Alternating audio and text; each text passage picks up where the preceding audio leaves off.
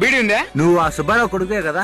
ఒరే మీ నాన్న నాకు తెలుసురా, నువ్వేంది బీడీలు తాగుతున్నావు? మీ నాన్న చెప్పమంటావా? సరే వైన్ షాప్ పెట్టపోవాలా? ఒరే మీ నాన్న నాకు తెలుసురా అంటే మళ్ళీ వైన్ షాప్ అంటే బుద్ధుందా నీకు? ఈ ఊర్లో గంజాయి దొరుకుతుందా? గంజా?